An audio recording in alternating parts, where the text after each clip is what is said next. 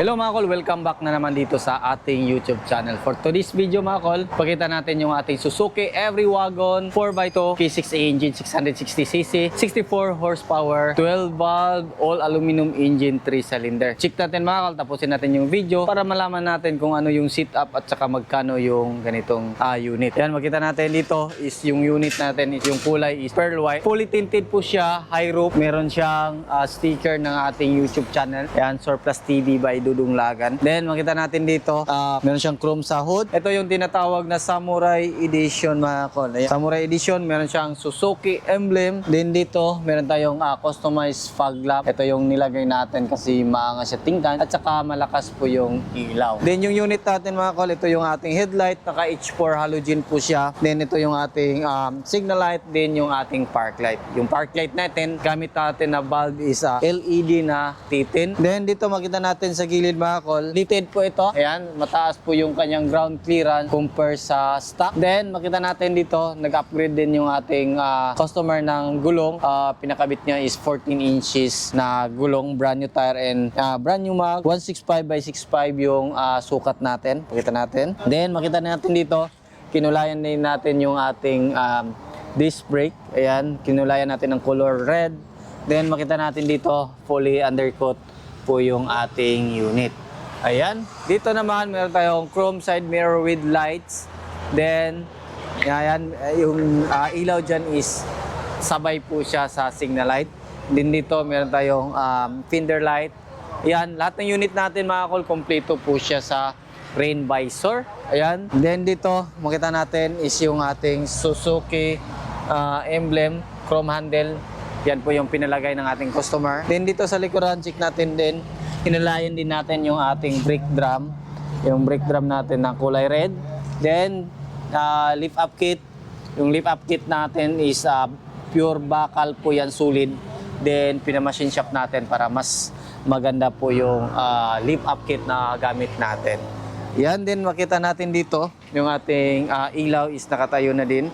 Yan po yung ilaw natin sa mga DE64 W na wagon. Then buo na din yung kanyang backlash.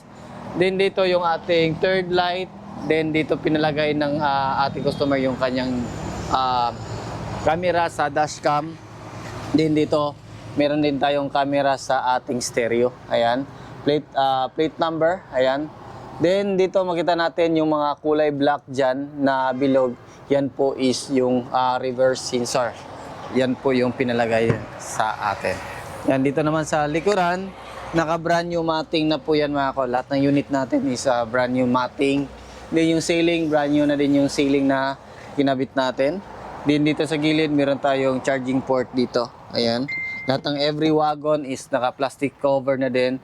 Then meron siyang lagayan dito sa gilid. Ayan. Magkabilaan po yan. Ayan. Then, titingnan natin dito sa ating yung ating upuan. Hindi po siya power slide. Ayan, manual sliding. Din dito sa gilid makita natin meron tayong child lock. Ayan, baba po pag naka-lock, din itaas pag naka-free. Then, ito yung upuan natin.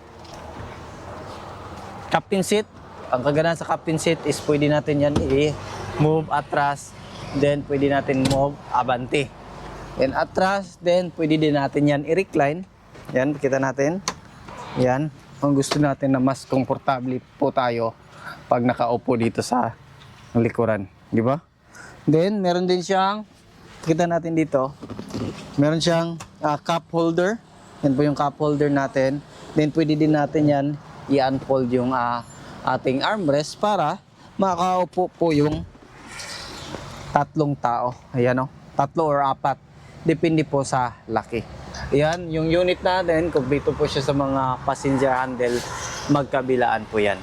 Then, kagandahan sa mga ganitong unit is foldable, yung ating upuan, multi-purpose. Kung gusto natin mag-camping or pang negosyo, marami tayong cargo, pwede yan mga kol. Ayan. Then, ganun din sa kabilang side. Ayan, yung upuan natin dito. Yan po. Ganyan kaganda yung ating upuan. Pwede kasya po dito yung mga motor na scooter, yung hindi gaano kalaki. Yung NMAX, kasya po dito. Yan po yung kagandahan sa mga every wagon na mga unit kasi multi-purpose po siya. Pwede pang negosyo, camper van, service, yan. Balik natin. Yan. Ito naman tayo sa loob. Ito ito naman yung ating passenger. Then pwede din natin yan i-move forward, then pwede natin i-atras. Then pwede natin yan ihiga kung gusto natin na komportable. Ayan, dito, kumpleto siya sa mga sun visor, left and right, meron siyang lagayan din dito. Then, ito yung dashcam natin. Then, stereo, 7 inches touchscreen stereo with reverse camera. Armrest dito. Then, makita natin dito, meron din siyang cup holder. Then, meron siyang extra lagayan. Ito naman sa driver side mga kol, pwede din natin yan i-move forward. And, pwede natin i-move atras. Yan. Then, ayan, kita natin dito. Ito yung steering wheel natin. Lagyan natin ng cover. Para kasi dumidilaw na. Nilagyan natin ng cover. Kasi pag pinturahan to, pangit siya tingnan. Kasi rubber kasi ito eh. Then, ayan. Ito yung shifter natin. Kita natin yung shifter natin. Meron siyang overdrive, aircon switch, then blower switch. Then dito yung ating hazard switch. Yan yung ano natin. Then meron tayong digital temperature gauge. Then dito makita natin yung ating reverse sensor. All power po siya mga kol. Ayan, power mirror, power window. Makita natin. Start natin. Kita natin yung makina natin. Yung mileage natin is 138,329. Start natin. Ayan, start. Then, auto fold, side mirror, functional, left and right.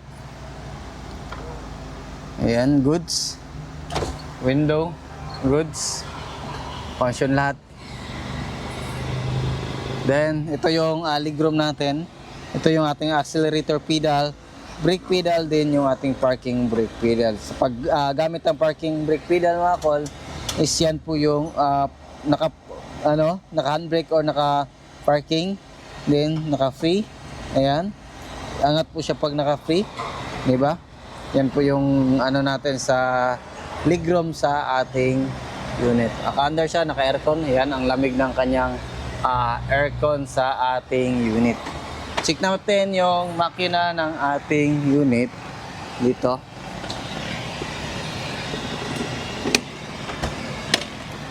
Ayan. Ito yung makina natin. Yung makina natin is a K6 engine, 660cc. Meron itong maximum power na 64 horsepower at 6,500 RPM. Then meron itong maximum torque na 103 Nm at 3,500 RPM. Yan po yung makina natin. Turbo po ito mga kol. Ito yung injector niya, isa, dalawa, tatlo. PCV valve. Then ito yung vacuum niya. Then turbo. Then kanyang oxygen sensor, ito yon, dalawa. Then try natin.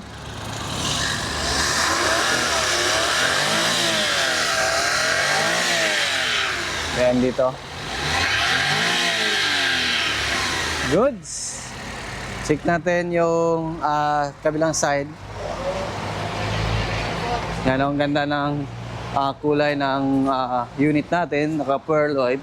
Tapos bagay na bagay din yung ating mag wheels na nilagay sa ating unit. Ayan, makita natin dito yung ating gas tank opener. Goods. Then dito makita natin yung ating throttle body. Then yung ating alternator, aircon compressor. Then dito tayo mag-check ng engine oil natin. Ayan, bagong change oil yan lahat. At unit natin bagong change oil. Then ito yung sa ATF natin or automatic transmission fluid. Then ito yung ating air filter housing, main fuse box din yung ating ECU. Nandito yung ECU natin mga kol. Check natin dito sa hood natin. Ayan, makita natin dito yung ating brake fluid reservoir, yung ating windshield washer reservoir, then yung ating coolant reservoir, then yung ating radiator cap.